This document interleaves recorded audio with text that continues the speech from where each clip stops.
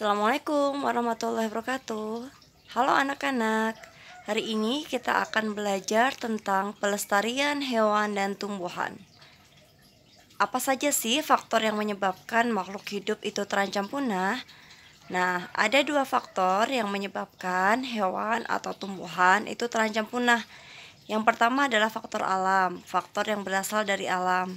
Yang kedua, adanya faktor manusia. Apa sih faktor alam itu? Faktor alam bisa terjadi karena sulitnya beradaptasi hewan atau tumbuhan itu dengan lingkungan. Bisa juga karena hewan atau tumbuhan itu memiliki tingkat perkembangbiakan yang lambat, misalnya gajah. Gajah sekali melahirkan hanya satu anak dan proses kehamilannya sangat lama. Kemudian bisa juga karena adanya terjadi bencana alam, itu bisa menyebabkan hewan atau tumbuhan itu terancam punah.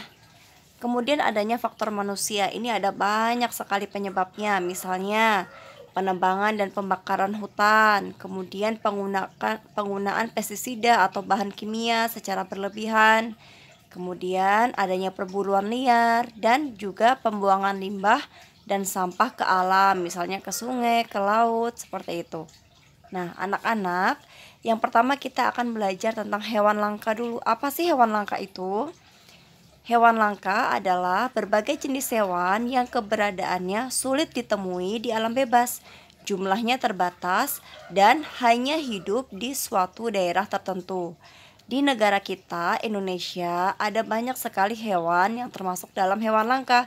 Apa saja sih? Misalnya, burung cendrawasih. Coba lihat, indah bukan burung cendrawasih ini? Burung cendrawasih karena keindahan bulunya, dia juga disebut sebagai burung surga atau the bird of paradise ya. Burung surga, indah sekali bulunya. Burung cendrawasih ini hanya ditemukan di Papua. Nah, karena keindahan bulunya, dia banyak diburu oleh para pemburu sehingga dia menjadi hewan langka. Kemudian ada juga badak bercula satu. Dia hidup di ujung kulon, Banten. Nah, para pemburu itu mengambil culanya untuk dijadikan bahan obat-obatan. Ada juga orang utan yang hidup di Kalimantan. Ya, orang hutan ini mulai punah. Kenapa? Karena adanya kerusakan dari habitatnya. Habitatnya hutan itu dijadikan untuk lahan pemukiman, perkebunan, sehingga dia tidak punya tempat tinggal. Kemudian karena juga adanya perburuan liar, sehingga orang hutan ini jumlahnya sangat terbatas. Komodo, anak-anak tahu dong komodo ya. Komodo itu hidupnya di Pulau Komodo, adanya di Nusa Tenggara Timur. Penyebab perburuannya adalah karena adanya perburuan liar, kemudian perubahan lingkungan, berkurangnya sumber makanan juga. Jadi komodo termasuk hewan yang langka. Nah, kemudian selain hewan langka, ada juga tumbuhan langka. Sama dengan hewan langka tadi. Tumbuhan langka itu adalah tumbuhan yang sudah mendekati kepunahannya apabila jumlahnya di alam sangat sedikit ya. Jadi jumlahnya di alam bebas itu sangat sedikit. Itu termasuk tumbuhan langka. Apa saja sih tumbuhan langka yang ada di negara kita? Yang pertama adalah Rafflesia arnoldi. Ya, dia hidup di Sumatera dan juga Kalimantan. Kuncup bunganya ini bisa dijadikan obat nak, sehingga dia sering diburu. Indah bukan Rafflesia arnoldi ini? Kemudian ada Amorphopalus titanium. Nah, ini biasa kalau kalian dengar adalah dia bunga bangkai. Bunga bangkai ini hidup di Sumatera. Dia juga sangat langka. Kemudian ada juga kantong semar. Nah, kantong semar ini hidup di hutan di Tangkuban Perahu, Jawa Barat. Nah, kantong semar ini diburu untuk diperjualbelikan. Karena banyaknya perburuan sehingga jumlahnya di alam bebas itu sangat terbatas. Ada juga cendana. Nah, tumbuhan cendana atau pohon cendana ini ditemukan di Nusa Tenggara Timur.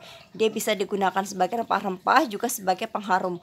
Baunya sangat wangi, ya. Dia banyak diburu sehingga jumlahnya juga terbatas. Selanjutnya adalah Aquilaria atau gaharu. ada di pedalaman Kalimantan.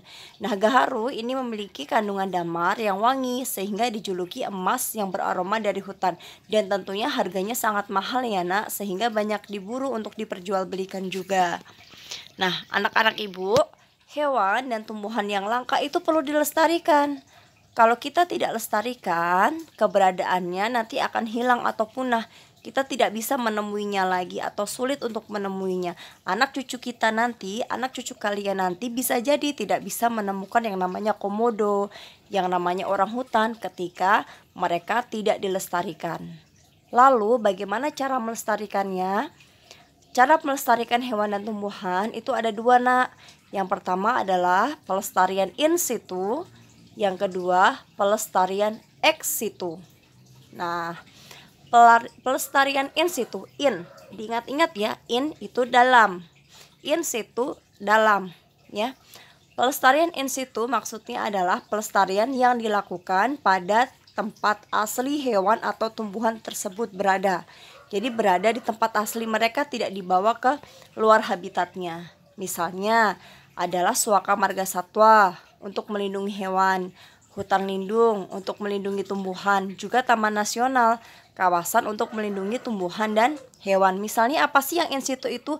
Contohnya adalah ya badak bercula 1 dikembangkannya atau dilestarikannya di Taman Nasional di Ujung Kulon. Kemudian komodo dilestarikannya ya di Pulau Komodo, itu contoh pelestarian in situ. Kemudian yang kedua pelestarian ex situ.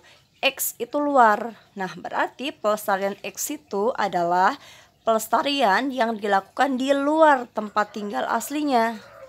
Jadi misalnya contohnya adalah kebun botani, taman safari, kebun binatang, tempat penangkaran hewan, dan seterusnya. Contohnya misalnya Bu, kok kita bisa menemui komodo misalnya di kebun binatang Ragunan. Nah, itu contoh dari pelestarian ex situ, pelestarian di luar habitat aslinya. Nah, anak-anak, begitu ya penjelasan tentang hewan dan tumbuhan langka. Jelas bukan? Terima kasih anak-anak atas perhatiannya. Assalamualaikum.